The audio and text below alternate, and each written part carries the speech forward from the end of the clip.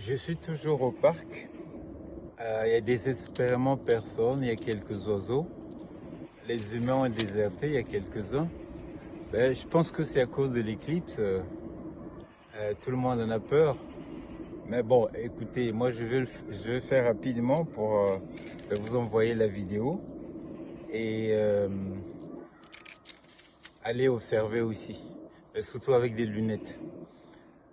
Bonjour à tous, bonjour à tous, c'est PK du Chichpada. Donc nous continuons, nous commençons aujourd'hui, comme je vous ai promis hier, je vous ai promis la lecture de l'empreinte lumineuse de l'axe karmique. À tout seigneur, tout honneur, donc on commence par Johnny Hallyday. Bon, alors, bien sûr, Ketu, c'est la queue, ça dit rien, c'est taiseux, c'est des choses qu'on a en nous qui sont potentielles. Mais Raoult, c'est la tête qui, dès qu'il a un corps, il s'agrippe désespérément pour s'exprimer.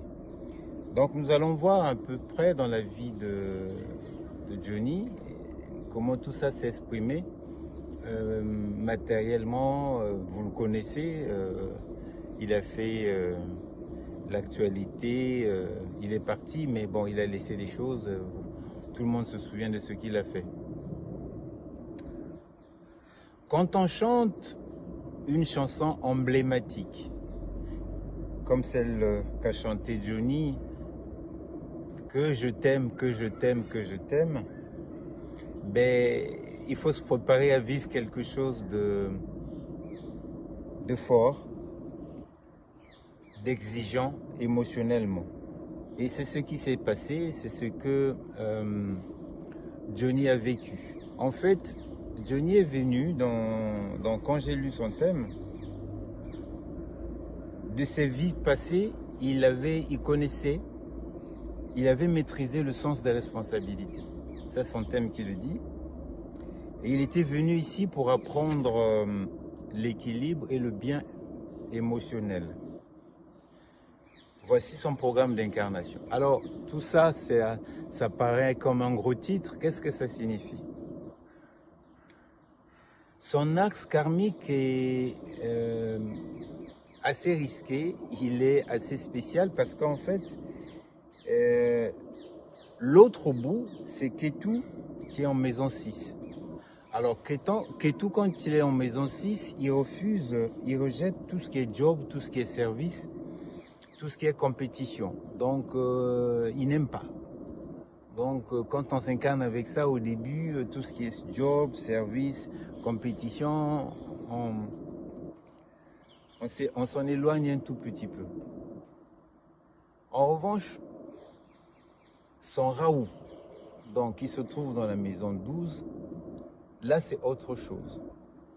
Et c'est ça qui a fait le gros titre des journaux. En fait, cette maison 12 où se trouve Raoult, dans le thème de Johnny, donc comme vous commencez à le comprendre, Raoult c'est le désir. Et la maison 12 c'est quelque chose de terrible parce qu'en fait, les significations de cette maison sont très intenses. Au niveau sexuel, la sexualité, elle peut être débridée, mais jusqu'à aller dans des relations assez spéciales. Donc c'est quelque chose que Raoult vraiment exprime là intensément. On peut avoir aussi une envie de résidence à l'étranger. Vous savez, Johnny était parti s'installer aux États-Unis, il a tenté des choses là-bas. On peut rechercher aussi l'éveil quand on a Raoult dans une maison, dans la maison 12. Mais c'est surtout qu'on dépense beaucoup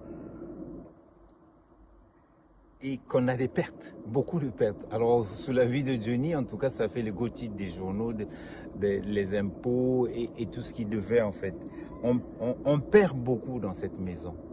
Donc, et quand on perd, ça part, c'est un gouffre. Mais ça, dans son axe, en tout cas, karmique, il y a ça. Et ça ne m'a pas étonné quand j'ai lu encore et regardé un peu tout ce que les journaux et tout ce que Internet dit. Dans cette maison 12 également, donc Raoult, oui, à Raoult, il y a Jupiter et Vénus. D'abord, la première chose, Raoult, lui, il est en Ashlecha. Alors, Ashlecha, si vous voulez, le symbole d'Ashlecha, vous savez, le serpent qui s'enroule sur un axe comme ça, en fait, le symbole de Mercure. En fait, c'est un symbole très, très exigeant, très difficile, parce qu'en fait, il porte en lui le poison, mais également l'antidote. Donc, il y a les deux choses. Donc, ça dépend où on se situe. Et la vie de Johnny, ça a été ça, en fait, en permanence. Parce que Jupiter et Vénus, c'est les deux patrons de l'astrologie. Jupiter, lui, il exprime la spiritualité, la connaissance, le partage, en fait. Et Vénus, donc tout ce qui est extérieur comme ça. Et Vénus, lui, c'est le désir, l'envie de vivre, de profiter de la vie. Donc, vous voyez, il y a ça. C'était son défi émotionnellement de mettre ces deux choses ensemble.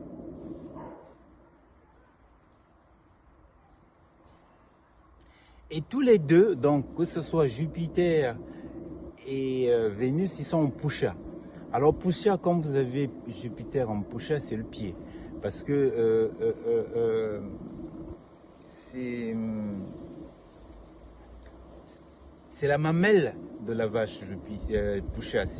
La symbolique, c'est la mamelle de la vache. Donc ça donne, mais il faut bien sûr l'activer. Mais ça donne. C'est d'une générosité incroyable. Et ça, quand j'ai regardé les concerts de Johnny, de ce qu'il a fait, c'était empreint de beaucoup de générosité. Ça, c'est Jupiter en Pusha. Vénus en Pusha, c'est quelque chose aussi de très généreux, mais de très...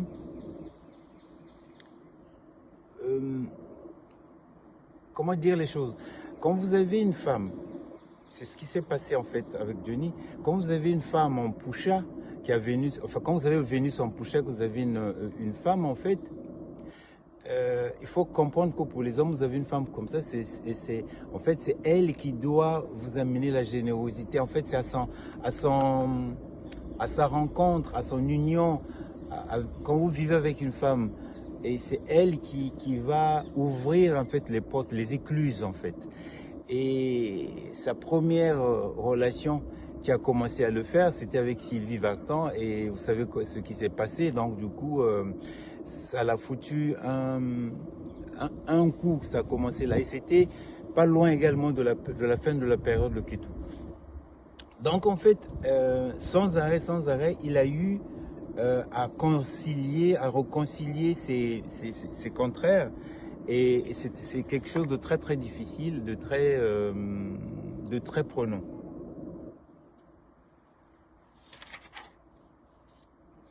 Alors, Raoult, lui, il s'exalte en taureau. C'est-à-dire que taureau, c'est la chair,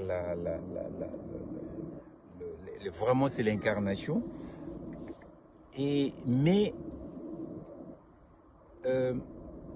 Raoult, dans cette maison, peut vous amener aussi vers des addictions. Et puis ça peut ouvrir des portes aussi vers des perversions sexuelles et autres. Et Johnny n'a pas été loin de ces choses-là. Donc voilà, quand on a un thème, en fait, on peut déjà prédire des choses comme ça. Et quand on le sait, c'est vraiment faire attention pour gérer ça et puis pour ne pas tomber dans ça. Jupiter était lié à... Je vous ai dit qu'il y avait Jupiter aussi dans cette maison 12. Et Jupiter, bien sûr, elle est liée à la connaissance. Mais quand il y a Raoult dedans, Le piège, c'est de ne pas écouter le gourou. Enfin, le gourou, je vais dire celui qui vous enseigne, le mentor, et qui tout peut apporter quelque chose de toxique qui va faire qu'on n'écoute pas son mentor, en fait. Parfois, il y a des difficultés autour de ça. Ah, il y a beaucoup de choses à dire, mais on peut poursuivre. Mais il y a quelque chose de très intéressant aussi quand j'ai regardé son thème, c'est que en fait, cette maison où il y a Rahu, Jupiter et Vénus, c'est en Cancer. Et le Cancer est patronné par la Lune. Et la Lune est en maison 3. Et la maison 3, c'est la maison des artistes, de la musique, de la danse, de la sexualité. Et donc, Johnny s'est bien exprimé par la musique. Donc, il était dans son axe. Seulement, la Lune est en Vishaka. Alors, quand vous avez une Lune en Vishaka, le Nakshatra Vishaka vous amène à l'unicité. Et le Nakshatra de Vishaka, c'est un nakshatra qui est patronné par Jupiter aussi. Donc, ça fait que Jupiter vous amène à quelque chose, il faut être juste. Il vous amène à la justice, il vous amène à quelque chose qui est droit.